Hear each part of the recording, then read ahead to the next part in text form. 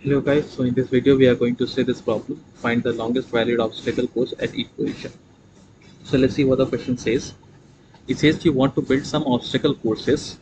You are given a zero index integer array obstacles of length n, where obstacle I describes the height of the ith obstacle. Okay, so you are basically given an array of obstacle heights. Okay, so you will have to use those heights to create the obstacles, but there are some conditions for creating these obstacles. And let me take this example: 3 1 3 1 5 6 4 2. So basically it says that you choose any number of obstacles between 0 and I inclusive. So suppose while iterating over this particular array you are at this particular I. Okay, so when you are at this particular I, you have to include the obstacles between these two. So our point of consideration will be 3 1 5 6. You must include ith obstacle in the course. That is the ith one, that is here 6. You must include the 6 in the obstacle. Third is you must put the chosen obstacle in the same order as they appear in the obstacles. So basically what it means that in this array 3 is before 5. So whenever you are creating this particular obstacle, you can't put 5 after like before 3. You have to put 3 before 5. The order should be same. The last point says every obstacle except the first is taller than or the same height as the obstacle immediately before it. So basically it says that if you have created an obstacle sequence A B C, then C should be greater than equals to B should be greater than equals to A. So, and what you have to return an array answer of length n, where answer of I is the length of the longest obstacle course for index I. So basically, if you are at index I, you have to find the longest obstacle course that you can create. So if you can see here, we have to create the longest, where each of these B, C should be greater than the previous one. So this should be greater than or equal to, so this should be non-decreasing, and this can be a subsequence. It need not be a subarray like 3 and then it can come 5. Like it need not be that 3 and then 1 then 5. It should not be like this. So basically this is a problem of longest non-decreasing subsequence. Okay, but I'll be using LIS as the name itself. Okay, so let's see how to solve this particular problem. I'll take this example and I'll explain. So basically, whenever you are doing this LIS type of problems, you have basically a DP solution with n square algorithm. But there is also an algorithm for DP which goes in n log n.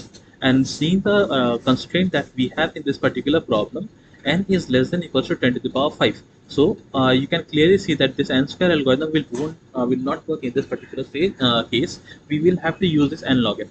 But for our understanding, I will first go to this n square algorithm, then I'll move on to this n log n algorithm. Okay.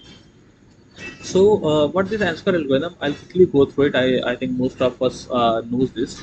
So the code goes something like this.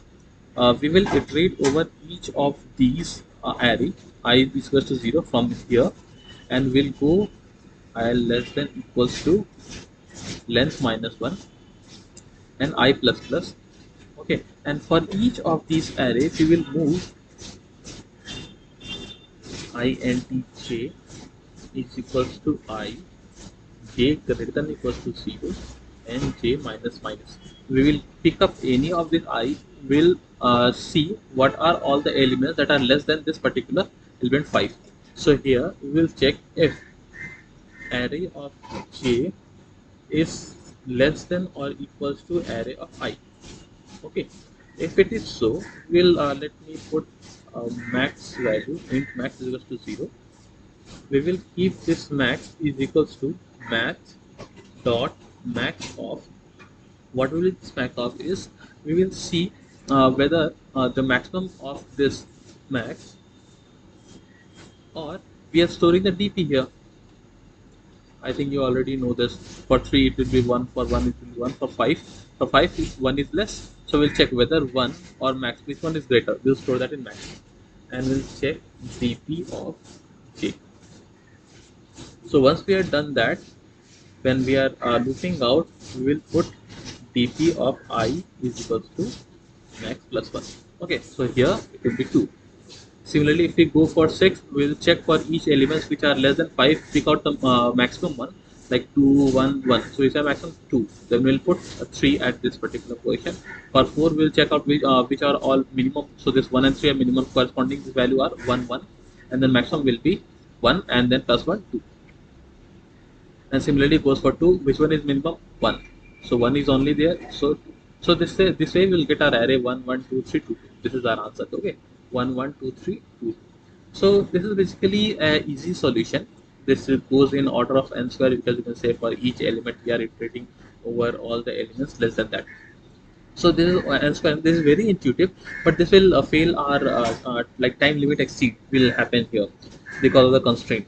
So basically what we are going to see, we are going to see this n log n algorithm. Okay, so I'll highly recommend, like if you have not gone through this n log n solution, you might face a bit of difficulty in understanding this particular video at first. So if you can go on YouTube, search for this particular algorithm, go through it once, you will understand this video in a much better way. Okay. However, I'll try to explain try my best to explain this particular problem, so that even if you have not gone through this n log n, you will understand this particular video or this particular problem. So let's get started. Let me erase this first. So basically for this one, let me create a DP array. For this n log n, now we are discussing this n log n approach. Okay, so if you can see, let the length 1 1 2 3 4 5 6. So this array is of length 6. Let me create a DP of length, whatever length is there, plus 1. So it will be, this is 0 1 2 3 4 5 6. So what I will do is, initially what I have put here is, initially I'll put here minus infinity, infinity, infinity, infinity, infinity. Why am I doing this? You will like understand in a minute. So infinity, what we can store is, see, we are given that the obstacle's length will be less than equal to 10 to the power 7. So any number greater than 10 to the power 7, you can fill it here. So now see, there the problem in the n square algorithm, the problem was happening because for each of the element I, we have to iterate over all the elements before that and see whether some are less or not. So that was causing the overhead. So basically what we are doing in this DP, what we are going to store is, what suppose this particular index is 1. So what it means is, if we take all subsequence up till that particular point, suppose we are considering 6, so up till this point, whatever subsequence we will choose, increasing subsequence, all of them, let me take example of this 2, you will understand it better. So suppose less than 6, how many subsequence are there with length 2? So this top one, the index, is actually the length of subsequence. Okay, so so this what value will be stored here? The value will be, suppose you have length 2 subsequence. So suppose you have here A, B and B and C D. So you have 2 subsequence. So what we are going to store here is the minimum of the last element of the subsequence. Why? Because if there are 2 subsequences, we are like on a good side if we take the minimum. Why? Because if we take the minimum one, then there are high chances that the length of the subsequence coming after that will be more. For example, suppose you have a subsequence of here. Suppose in this subject, let me give you an answer. Suppose if we have subsequence 1, 2, and then 6, and then 10 and 11. So if we are suppose if you are taking subsequence of length 2, so if you take 1 comma 2, and instead if you will take 1 comma 10, so going forward after 2 we can put 6, but after 10 we have only 11. Getting my point? So what my point is, the number of subsequence, the length of subsequence will be decreased going forward if we take the maximum one in the beginning only. So if we take the minimum one, there are like obviously high chances that will whatever that comes here will be greater than the one that will have the maximum one beforehand only. This is for sure. That is why what we are doing, if we have any length of this particular 2, whatever subsequence of length 2, we will store the minimum of that last element at this particular position. And how this will help us, we will see.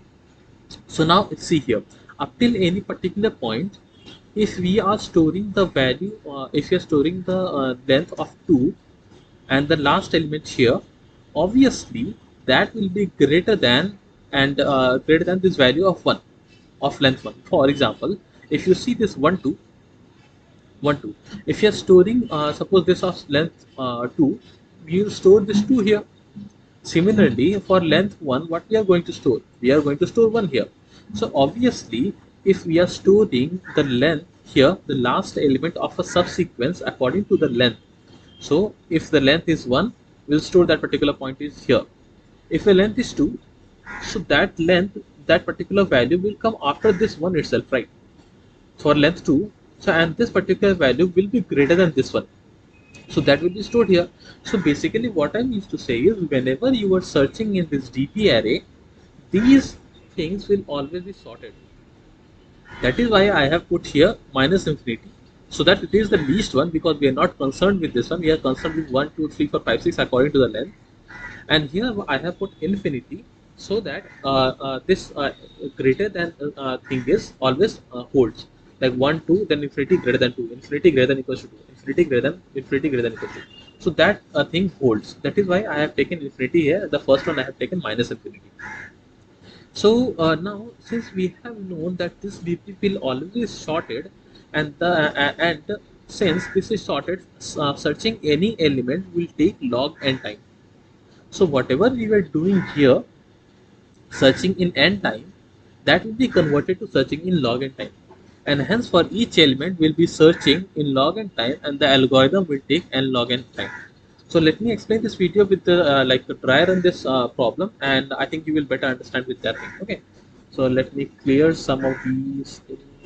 Let me log in 1, 2, 3, 4, 5, 6. Here it is 0, 1, 2, 3, 4, 5, 6. Initially it is minus infinity. Here infinity, infinity, infinity, infinity, infinity, and infinity. So let's see. So we pick up with 3. We will search in this DP array like what is the upper bound of 3. Upper bound as in suppose you have 1, 2, 2 and 4. So when you are searching for 3, whatever in what index you will get 0, 1, 2, 3, you will be returned third index, upper bound. Like whatever value that should be there, what is the next value that is greater than that? If it is 1, 3, 4 and you are creating the upper bound, you will be returned 2 and not 3. Okay, the value greater than this. If we have 1, 3, 3, 4, then we will return this particular value's index. Okay, so this is the upper bound one, and that only we are trying to find here. So when we are finding of the upper bound for this particular value 3, what we are going to see here, you see minus infinity less than 3. Okay, so what will be the upper bound? Upper bound will be this position 1. So what we'll do is we will remove this particular infinity and we'll put 3 here, because we want to keep the minimum one here. Get it? So minimum of 3 and infinity is 3. So up till this point, up till this particular point, the index or length of 1, a subsequence of length 1, what is the minimum one that is ending with it? 3. Okay, got it. So if you can see before 3, whatever will come will always be less than 3. And here it is 1, only 1. Infinity we are not taking. The infinity I have told you why I have taken just to for this binary search. Help, it will help us. That is why. That's it. And so 3 is 3. What is at what index it is there? 1. So its value will be stored as 1. What this one means is, if there are any value before these, so that many elements has been greater than 3, and that many elements will always be there, and that many length of the subsequence will be there. You will understand this in a bit of time. Let's see this example. So when we'll come with 1, we will again search this array. Now our array is minus infinity, 3, infinity, infinity and all. So when we search this, what will be the upper bound? Minus infinity less than that, then the upper bound will be 3.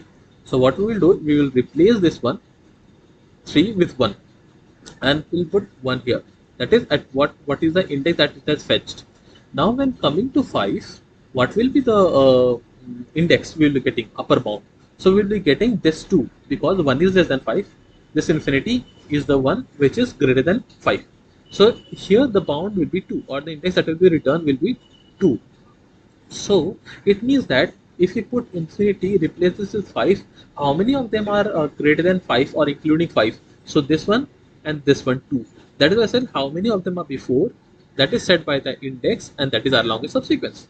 So for 5 we have put 2 here. Now when we come to 6, what will be the upper bound here? 6. So we'll replace this with 6. Case index is 3. That is, we have found our upper index here. It means there are some elements less than 6 here, and all of them are in order. So we have longest non-decreasing subsequence here, and that is of length 3. So we'll put 3 here for 6. Similarly for 4, we'll found the upper bound as this 5. So we'll replace this 5 with 4, and how many of them are less than this? 2. 1 itself and 1, 2. So we'll put 2 here.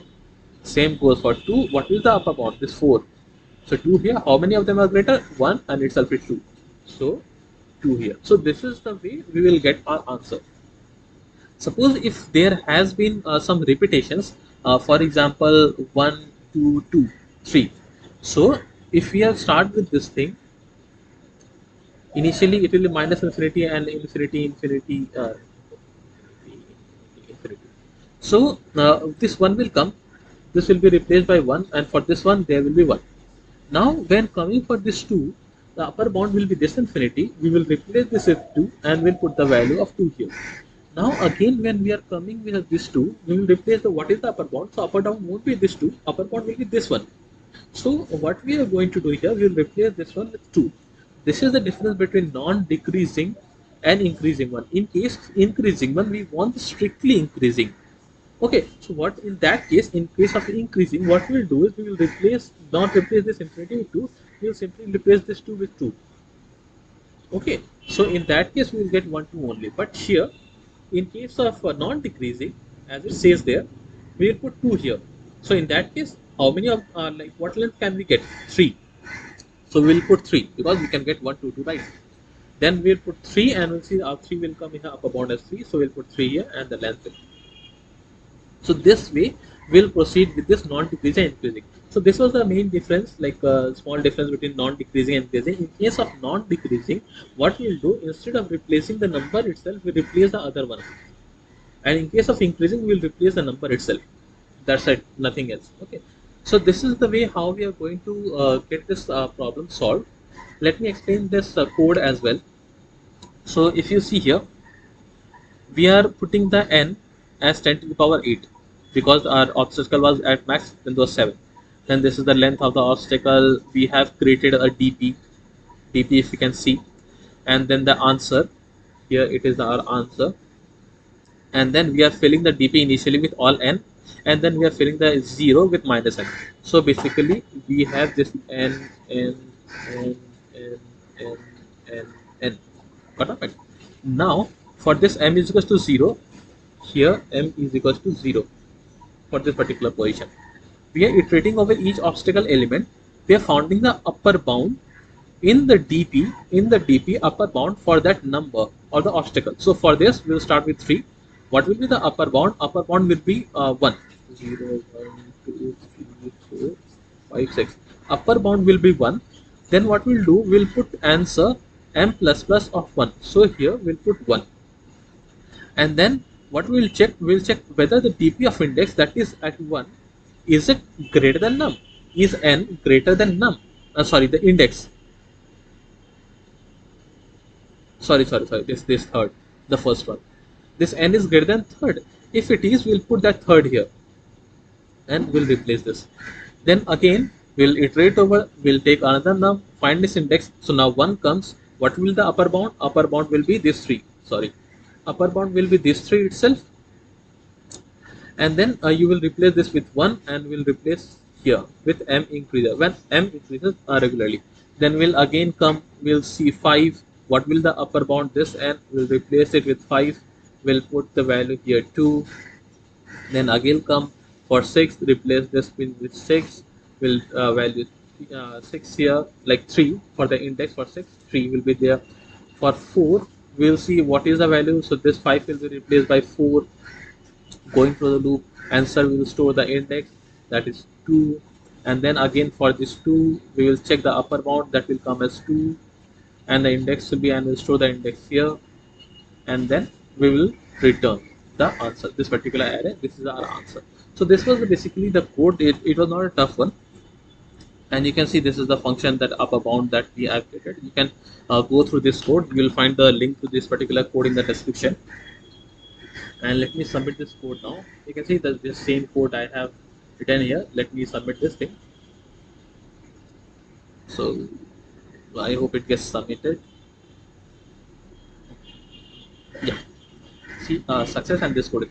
So this was the problem. The main point was that if you have already known this non-decreasing subsequence one, like the n log n log, it would be have been easier for this you guys to understand this particular problem. Okay. So I hope you would have understand this particular problem. If you have understand it, like hit the like button, comment, and share this, share and subscribe to your friends. Thank you.